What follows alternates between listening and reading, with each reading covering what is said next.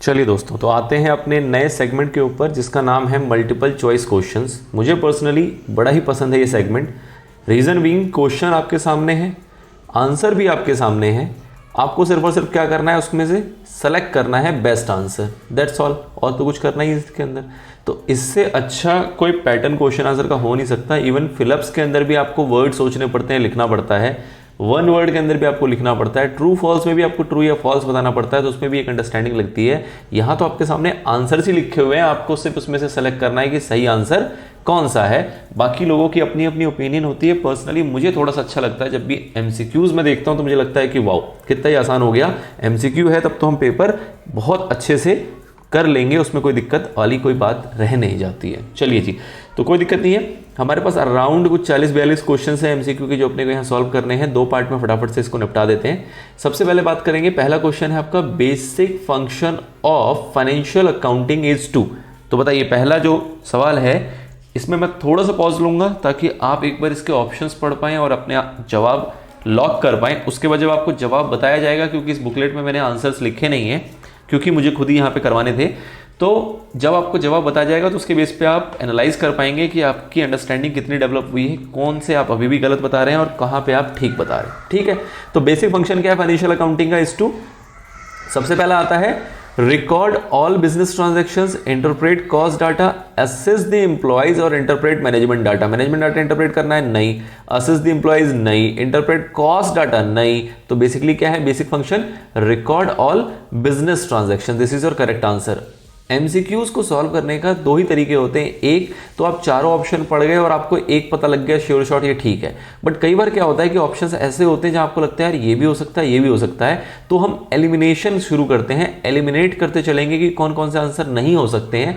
और फिर सपोज अगर दो फंस जाते, फिर दोनों में से हम बेस्ट वाले को टिक मार लेते कि यार ये वाला तो बढ़िया लग रहा है, ये ज्यादा श्योर शॉट है एज कंपेयर टू सेकेंड वाला। तो एलिमिनेशन भी हमें कई बार करना पड़ता है एमसीक्यूज के अंदर। ठीक है, चलिए, तो these are the tricks to solve the MCQ questions.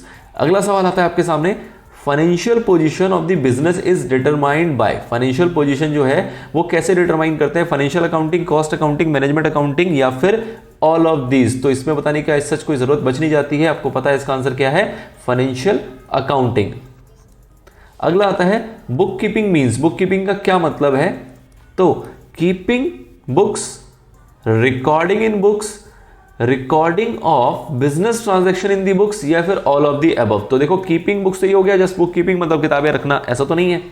उसके बाद अगला आया रिकॉर्डिंग इन बुक्स, बुक्स में रिकॉर्ड करना। ये कुछ हद तक ठीक था, लेकिन क्या रिकॉर्ड करना ये भी क्लियर यहाँ पे नहीं हो पा रहा। But recording of the business transactions in the books, this is the complete statement. तो ऑब्वियसली जब अगर दो गलत है तो ऑल ऑफ द अबव का तो ऑप्शन बचता ही नहीं है। इवन एक भी गलत हो जाता है तो हम ऑल ऑफ द अबव तो कह ही नहीं सकते।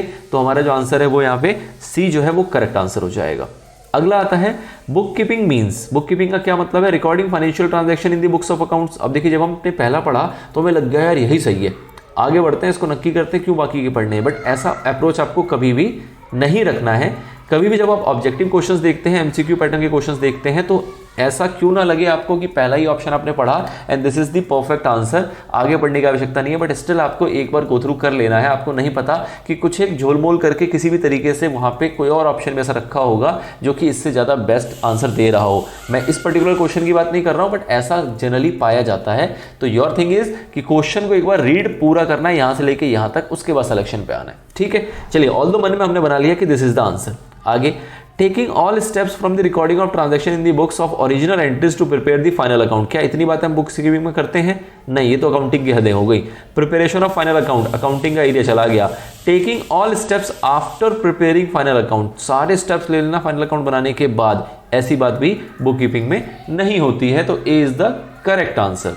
अगला क्वेश्चन आता है आपके सामने, book keeping is a wider concept than accounting. Book keeping जो है वो वाइडर कॉन्सेप्ट है। हम देख के आए हैं, बुक कीपिंग तो हमारा बच्चा है, छोटा बच्चा है, इससे जो बड़ा कॉन्सेप्ट आता है वो अकाउंटिंग आता है। तो इसलिए क्या ये स्टेटमेंट ट्रू है या फॉल्स है, या पार्शियली ट्रू है या पार्शियली फॉल्स। अब जहां पार्शियली आता है थोड़ा सा कंफ्यूजन आपके मन में आ सकता है, but for this particular question you know this कि दिस इज टोटली फॉल्स। ये बिल्कुल ही गलत जो स्टेटमेंट है वो लिखी हुई है। ये एग्जाम का क्वेश्चन था, तो देखिए कितने इजी क्वेश्चंस भी आपके एग्जाम में आते हैं।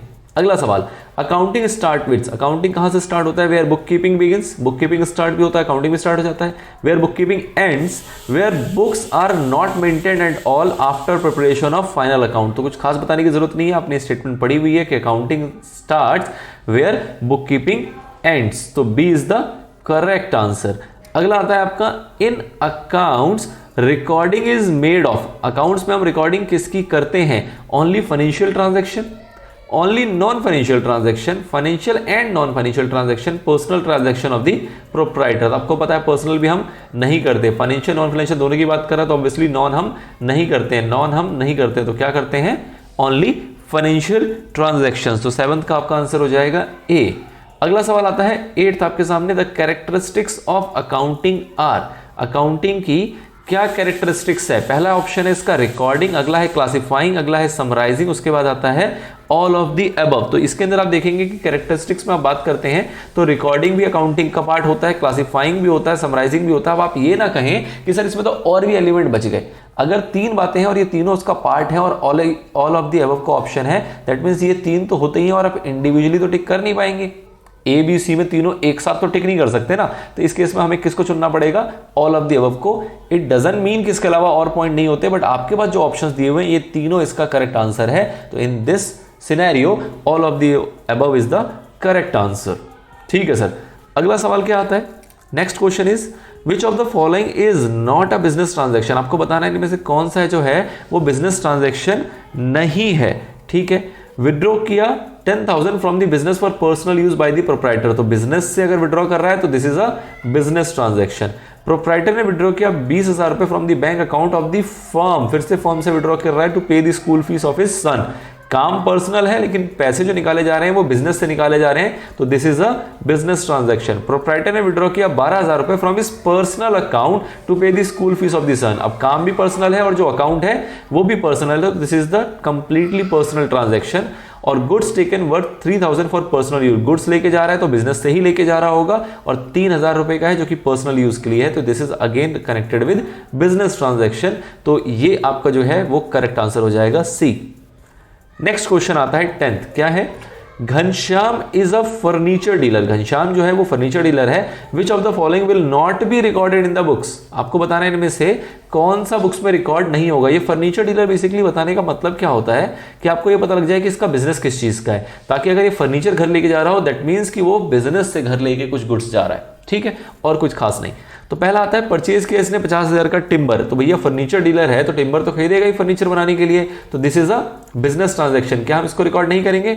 नहीं जी, इसको हम रिकॉर्ड करेंगे। सोफा सेट खरीदा 4,000 रुपए का, टेकन टू हिज होम, 4,000 रुपए का सोफा सेट जो है वो इसने खरीदा है और कहां लेके गया है? घर लेके गया है। सोफा सेट वर्थ 40,000 जो कि अपने घर लेके गया, तो भैया फर्नीचर डीलर है तो सोफा सेट अगर लेके जा रहा है दैट मींस कि बिजनेस वाला सोफा सेट है जो ये घर लेके जा रहा है, दैट मींस कि बिजनेस से कुछ चीजें ही पर्सनल यूज के लिए लेके जा रहा है, बट बिजनेस से लेके जा रहा है, तो इसलिए ये भी बुक्स में रिकॉर्ड होता है।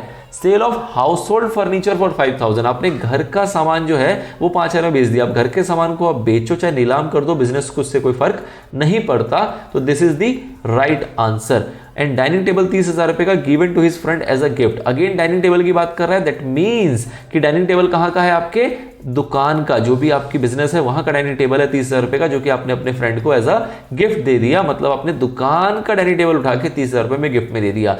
आपको मैंने बताया कि ये फर्नीचर डीलर की बात यहां पे बताने का मतलब यही है ताकि आप ऑप्शंस को कनेक्ट करो इससे कि इसका बिजनेस किस चीज का है। अगर यहां पे मोबाइल दे रहा होता तो आप कह सकते थे भैया मोबाइल का तो बिजनेस ही नहीं है, तो ये पर्सनल ट्रांजैक्शन हो गई, लेकिन क्योंकि ये फर्नीचर डीलर है तो फर्नीचर से रिलेटेड अगर कोई ट्रांजैक्शन कर रहा होगा तो वो जनरली क्या माना जाएगा कि वो बिजनेस का ही फर्नीचर है, उसके घर का फर्नीचर नहीं है, अनलेस अदरवाइज कि वो चीख के बता दे कि वो हाउस होल्ड फर्नीचर है, चीख के बता दे कि कहां का फर्नीचर है, उसके घर का फर्नीचर है, जो कि सी ऑप्शन में बताया हुआ था। तो this is the 10th question. अगला सवाल आता है आपके सामने, The functions of accounting are, the functions of accounting are, accounting का क्या फंक्शन है? To ascertain profit or loss, profit or loss ascertain करना, to ascertain the financial position of the business, to provide information to various parties, all of the above। तो आपको सबको सही लग रहा होगा, प्रॉफिट और लॉस मतलब फाइनेंशियल रिजल्ट असरटेन करना, फाइनेंशियल पोजीशन भी हम असरटेन करते हैं बैलेंस शीट बना के, और इन्फॉर्मेशन जो है वो अलग अलग पार्टीज या कह लो यूजर्स को अपन प्रोवाइड करते हैं। तो इसके अंदर आपके सारे ही ऑप्शंस ठीक हैं,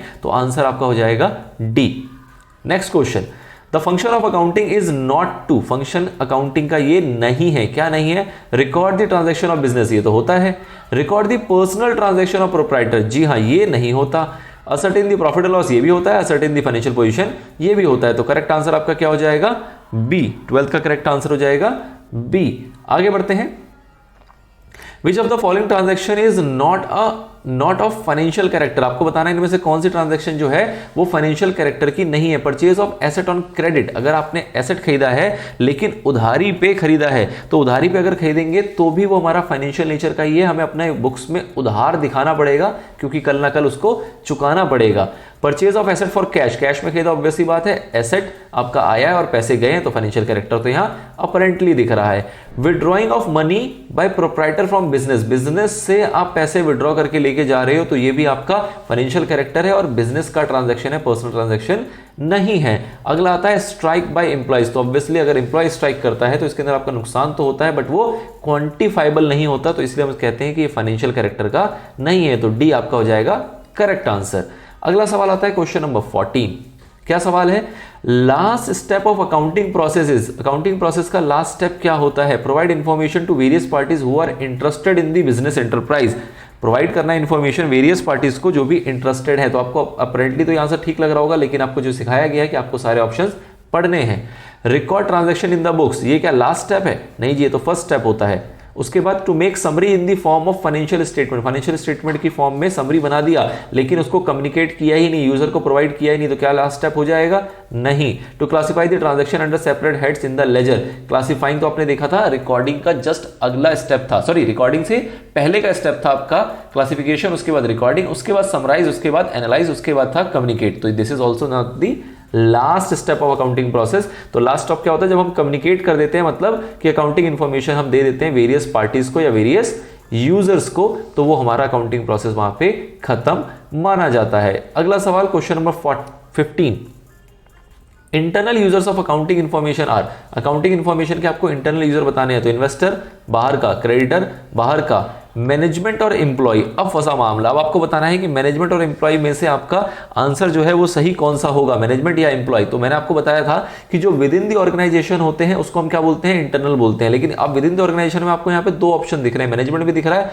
एम्प्लॉय भी दिख रहा है। तो एम्प्लॉय क्या इस कंपनी का अपना है या मैनेजमेंट अपनी होती है, एम्प्लॉय होता तो अपना है लेकिन कहीं ना कहीं ये भी आउटसाइड इन्फ्लुएंस रखता है। आपको मैंने बताया था जब भी ऑब्जेक्टिव क्वेश्चंस आते हैं, एमसीक्यू क्वेश्चंस आते हैं, तो इसके टॉप पे लिखा होता है कि आपको जो सेलेक्ट करना है वो क्या सेलेक्ट करना है, best option, best option select करना होता है, बेस्ट आंसर सेलेक्ट करना होता है। तो बेस्ट का मतलब क्या हुआ कि ये दो तो बाहर हो गए, ये तो हो गए हमारे एक्सटर्नल। अब मैनेजमेंट और एम्प्लॉय में कंफ्यूजन बढ़ी, तो अब आपको बताना है कि इन दोनों में से ज्यादा इंटरनल कौन सा है। सही आपको दोनों लग रहे हैं लेकिन दोनों में से ज्यादा इंटरनल कौन सा है, तो ऑब्वियसली बात है कि मैनेजमेंट जो है वो एंटिटी का अपना माना जाता है, एम्प्लॉयज भी अपने हैं लेकिन वो कब पराये हो जाए आप कह नहीं सकते, बट मैनेजमेंट तो हमेशा अपना ही रहेगा, हमेशा इंटरनली रहेगा। एम्प्लॉयज जो है आपके आउटसाइडर भी हो सकते हैं। अच्छा, दूसरी बात मैंने आपको ध्यान हो, मैंने बताया था कि इन्वेस्टर्स और पोटेंशियल इन्वेस्टर इस टाइप के दो टर्म होते हैं, ऐसे ही एम्प्लॉय और पोटेंशियल एम्प्लॉय का भी कॉन्सेप्ट होता है, लेकिन मैनेजमेंट कभी भी पोटेंशियल नहीं होता, मैनेजमेंट हमेशा अपना ही होगा। एम्प्लॉय हो सकता है आज हमारा है, इस पे आगे हम एक्स लगा दो तो ये एक्स एम्प्लॉय हो गया, पोटेंशियल लगा दो तो हो सकता है कि ये वो एम्प्लॉय है जो कि ज्वाइन करने का सोच रहा है, अभी ऑर्गेनाइजेशन ज्वाइन नहीं किया। तो इसलिए एम्प्लॉय अपने आप में एक वास्ट कवरेज है, वो इंटरनल में भी कवर होता है, कभी एक्सटर्नल में भी कवर होता है, but management is always internal. तो बिकॉज ऑफ दिस सिनेरियो आपको जो ऑप्शन सेलेक्ट करना रहेगा वो कौन सा सेलेक्ट करना रहेगा, सी। ठीक है सर, आगे बढ़ते हैं। अगला सवाल आता है external users of accounting information. बताइए जी एक्सटर्नल कौन कौन से हैं इसके अंदर, रिसर्चर्स, गवर्नमेंट, पोटेंशियल इन्वेस्टर्स और ऑल ऑफ द अबव का ऑप्शन आ गया। तो आपको ये भी सही लग रहा था, ये भी सही लग रहा था, ये भी सही लग रहा था, तो आप किसको सेलेक्ट करोगे, डी को सेलेक्ट करोगे। इन तीनों में से किसी को सेलेक्ट नहीं करोगे क्योंकि आप तीनों को सेलेक्ट नहीं कर सकते हो, आपको एक ही सेलेक्ट करना है। तो all of the above is your answer.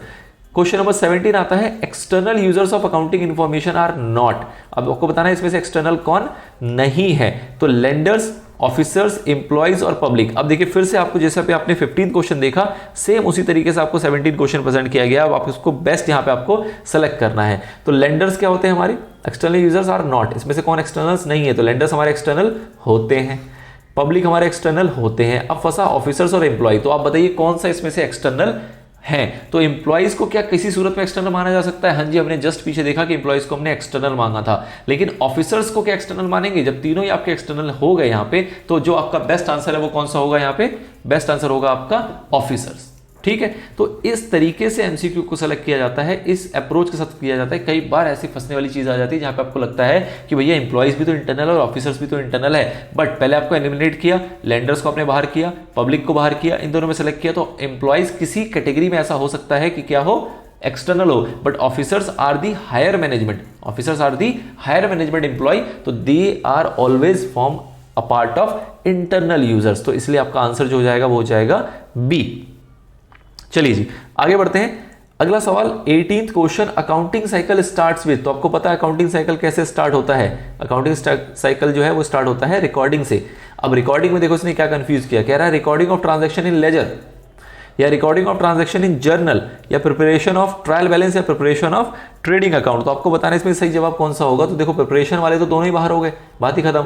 अब आपने पढ़ा था रिकॉर्डिंग, अब रिकॉर्डिंग के अंदर आपको पता होना चाहिए कि जर्नल पहले होता है या लेजर पहले होता है। तो जो स्टेप है अभी आप आगे चल के और डिटेल में इसको बनाएंगे, सीखेंगे, बट अगर आपने कहीं थ्योरेटिकली पढ़ा और नहीं पढ़ा तो कोई दिक्कत वाली बात नहीं है। आपको मैं स्टेप बता दूं, सबसे पहले जो हम बनाते हैं वो बनाते क्या है? रिकॉर्ड कहाँ करते हैं? जर्नल में। इसके बाद जो हमारा बनता है वो क्या बनता है? लेजर बनते हैं। लेजर के अंदर आपके कुछ सब्सिडरी बुक्स वगैरह भी आ जाते हैं, वो भी बन जाते हैं। इसके बाद बनता है आपका इन सभी के बेसिस पे ट्रायल बैलेंस, और उस ट्रायल बैलेंस के बाद आप बनाते हो क्या?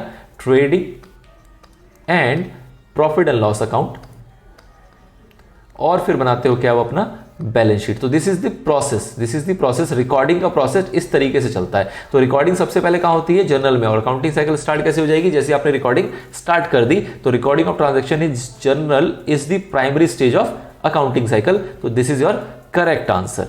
ठीक है सर। अगला क्वेश्चन नंबर 19 आता है, creators of the business want to know. बताइए, हमने ये पीछे भी देखा है, जो हमारे बिजनेस के क्रिएटर्स होते हैं वो क्या जानना चाहते हैं? वो जानना चाहते हैं क्या? प्रॉफिटेबिलिटी, वो जानना चाहते हैं कैपेबिलिटी ऑफ बिजनेस टू पे हाई सैलरीज, हाई सैलरीज देने की कैपेबिलिटी है कि नहीं, क्रेडिट वर्दीनेस है कि नहीं, और एम्प्लॉयमेंट अपॉर्चुनिटीज है कि नहीं। देखो एम्प्लॉयमेंट अपॉर्चुनिटी क्रिएटर क्या करेगा, हायर सैलरी का क्रिएटर क्या करेगा। अब दो बातें आती है, क्रिएटर हो सकता है प्रॉफिटेबिलिटी जाने, क्रेडिट वर्दीनेस जाने, लेकिन इन दोनों में से मोस्ट इंपॉर्टेंट कौन सा है? तो अगर यहाँ पे इन्वेस्टर्स होता तो आप प्रॉफिटेबिलिटी की बात करते, क्योंकि इन्वेस्टर्स को क्या चाहिए? रिटर्न चाहिए। उसको क्या चाहिए? रिटर्न चाहिए। कंपनी ज्यादा कमाएगी तो इसको ज्यादा रिटर्न देगी, कम कमाएगी तो कम रिटर्न देगी। लेकिन क्रेडिटर्स को क्या है भैया? उसको तो उसने जो पैसा दिया वो पैसा वापस चाहिए। उसको यहाँ पे ब्याज से मतलब नहीं है, उसको यहाँ पे मुनाफे से मतलब नहीं है। उसने तो जो पैसा दिया है क्या वो लौट के आएगा? तो उसको जानने के लिए आपने वर्ड क्या सीखा था? Credit worthiness. ये आपने पीछे की वीडियो में समझा हुआ है। तो क्रेडिट वर्दीनेस जो है वो यहाँ पे क्रेडिटर जानना चाहता है किसी भी बिजनेस का। चलिए सर, अगला सवाल question number 20, the advantages of accounting are. Advantages क्या होती है हमारी अकाउंटिंग की? सबसे पहला, information regarding profit and loss, information regarding financial position, और helpful in prevention of errors. उसके बाद आता है ऑल ऑफ दी एबव। तो ऑब्वियस सी बात है, जब इस टाइप के आपको ऑप्शंस दिखते हैं जहां आपको लग रहा होता है कि सारा ही आंसर आपके सही है, तो आप इसको चेंज करते हैं। आप चेंज करते हैं डी को। प्रॉफिट एंड लॉस भी बताता है, फाइनेंशियल पोजीशन भी बताता है, और एरर्स वगैरह से बचा के भी रखता है। तो आपका आंसर हो जाएगा all of the above. Next question, question number 21, which of the following is not the advantages of accounting. अब आपको बताना है कि इनमें से कौन सा जो है वो एडवांटेजेस में काउंट नहीं होता। सिस्टमैटिक रिकॉर्ड, क्या ये एडवांटेज था? बिल्कुल था। कंपैरेटिव स्टडी, क्या ये एडवांटेज था? बिल्कुल था। बेस्ड ऑन अकाउंटिंग कॉन्सेप्ट, क्या ये एडवांटेज था? बिल्कुल था। हेल्पफुल इन डिसीजन मेकिंग, क्या ये एडवांटेज था? बिल्कुल था। भाई सब सारी सही आंसर हो गए।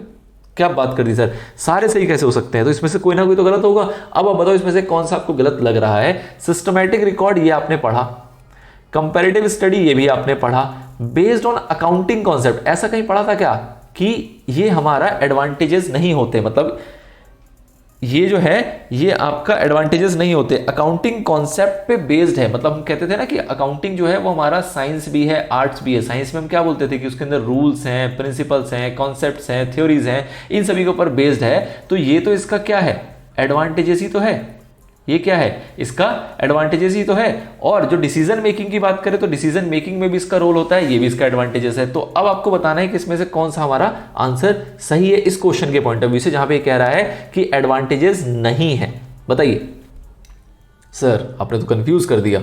आपने सी को ऐसे एक्सप्लेन कर दिया कि हम सोच ही नहीं पा रहे कि ये एडवांटेजेस है या डिसएडवांटेजेस है। ये हम सोच ही नहीं पा रहे कि ये एडवांटेजेस है या डिसएडवांटेजेस है। अब आपको ध्यान आएगा, आपने सेम ऐसी लैंग्वेज एक पढ़ी थी आपके लिए काफ़ी टाइम आपको मिल गया, आपने अगर सोच विचार कर लिया हो तो आपको समझ में आएगा कि आप एक कॉन्सेप्ट पढ़ते थे जिसमें आप कहते थे बेस्ड ऑन हिस्टोरिकल कॉस्ट। हाँ सर ऐसा पढ़ा तो था। हिस्टोरिकल कॉस्ट क्या है? Historical cost is a kind of accounting concept. Sir ये तो आपने पहले नहीं बताया। अब सारी बातें आपको फर्स्ट चैप्टर में नहीं सिखाई गई हैं, ये ऑल्दो चैप्टर थर्ड से थोड़ा सा रिलेट करेगा। जब आप चैप्टर थर्ड में जाएंगे तब समझेंगे। जहां पे आप अकाउंटिंग कॉन्सेप्ट्स पढ़ेंगे तो उसमें से एक कॉन्सेप्ट का नाम आता है हिस्टोरिकल कॉस्ट। तो इसने क्या किया, हिस्टोरिकल कॉस्ट लिखता तो आप समझ जाते कि हाँ जी ये एडवांटेजेस तो नहीं है, ये तो क्या है, लिमिटेशंस है। हिस्टोरिकल कॉस्ट जैसी आता आप समझ जाते कि एडवांटेजेस तो नहीं है, ये क्या है, लिमिटेशंस है। बट यहां पे बात की गई किसकी, एडवांटेजेस की। तो एडवांटेजेस की अगर बात की गई है तो आपको यहां पे ध्यान रखना है कि अकाउंटिंग कॉन्सेप्ट्स पे ऊपर बेस्ड होता है। ये इसके फायदे नहीं है, ये इसके नुकसान माने जाते हैं। इसको लिमिटेशंस में काउंट किया जाता है, जिसका कि आपने टर्म पढ़ा था बेस्ड ऑन हिस्टोरिकल कॉस्ट। तो बेस्ड ऑन दैट आपका जो करेक्ट आंसर है वो क्या हो जाएगा, करेक्ट आंसर हो जाएगा आपका सी। ठीक है सर। अगला सवाल आता है question number 22, which of the following is an advantage of accounting. इनमें से कौन सा है जो कि एडवांटेज है हमारे अकाउंटिंग का। ठीक है, तो बेस्ड ऑन हिस्टोरिकल कॉस्ट ये तो लिमिटेशन था। ओमिशन ऑफ क्वालिटेटिव इंफॉर्मेशन ये भी लिमिटेशन था। इनकम्प्लीट इंफॉर्मेशन ये भी ओमिशन था। डिटेक्शन ऑफ एरर्स, एरर्स को ढूंढने में हमारी मदद करता है accounting, this is the advantage. तो ये आपका हो जाएगा करेक्ट आंसर। ठीक है सर, ये तो सिंपल था। अगला आते हैं क्वेश्चन नंबर 23 की तरफ। 23 क्वेश्चन कह रहा है the limitation of accounting are, the limitation of accounting are. अब आपको अकाउंटिंग की लिमिटेशन बतानी है। बताइए जी, पहला ऑप्शन क्या है, इन्फ्लुएंस्ड बाय पर्सनल जजमेंट। हाँ ये तो लिमिटेशन थी कि पर्सनल जजमेंट यहाँ पे होती है, अलग अलग कॉन्सेप्ट होते हैं, इंसान कोई मर्जी चूज कर सकता है। बेस्ड ऑन हिस्टोरिकल कॉस्ट ये भी पढ़ा था। अफेक्टेड बाय विंडो ड्रेसिंग ये भी पढ़ा था। तो ये तीनों के तीनों आपके लिमिटेशन है जो कि डिट्टो आपके लिमिटेशन वाले कॉन्सेप्ट से उठ के आ गए, और आपको ऑप्शन एक दे दिया ऑल ऑफ दीज का। तो ऑब्वियसली बात आप क्या सेलेक्ट करेंगे, D. D is your correct answer. अगला सवाल आता है क्वेश्चन नंबर 24। एक और कर लेते हैं फिर ब्रेक लेते हैं। ठीक है, चलिए क्वेश्चन नंबर 24, ये चंडीगढ़ 2021 में सवाल पूछा गया है। क्या सवाल है, purpose of financial accounting is to ascertain. हमारी अकाउंटिंग का, फाइनेंशियल अकाउंटिंग का पर्पस क्या है, क्या पता लगाना पर्पस है, प्रॉफिट और loss, value of assets and liability, financial position, या फिर प्रॉफिट और लॉस एंड फाइनेंशियल पोजीशन। तो देखो यहां पे ये ऑप्शन था, ये आपको लगा हाँ भाई ये तो हम करते हैं। फिर आपने देखा फाइनेंशियल पोजीशन, हाँ ये भी करते हैं, दो टर्म तो आपने डिट्टो पढ़े हुए थे। Value of asset and liability, ये वैल्यू को ही हम फाइनेंशियल पोजीशन कहते हैं। बट अगर फाइनेंशियल पोजीशन जब कहा जाता है तो वो थोड़ा सा डिटेल्ड कॉन्सेप्ट है। जब फाइनेंशियल पोजीशन कहा जाता है तो वो एक डिटेल्ड कॉन्सेप्ट है, इसके बारे में आप और आगे समझेंगे। बट सिर्फ अगर वैल्यू की बात करेंगे, एसेट्स और लायबिलिटी की वैल्यू की, तो एसेट्स और लायबिलिटी की वैल्यू यहां पे असर्टेन नहीं की जा रही है। यहां पे फाइनेंशियल पोजीशन असर्टेन किया जा रहा है और प्रॉफिट एंड लॉस असर्टेन किया जा रहा है। तो इसलिए इन दोनों को जोड़ के आपका डी ऑप्शन है। तो D is the correct answer for this question. तो 24 आपका यहां पे क्वेश्चन कंप्लीट हो जाता है। बचे हुए क्वेश्चंस को हम करेंगे ब्रेक के बाद। लेते हैं एक छोटा सा ब्रेक, फिर कनेक्ट करते हैं।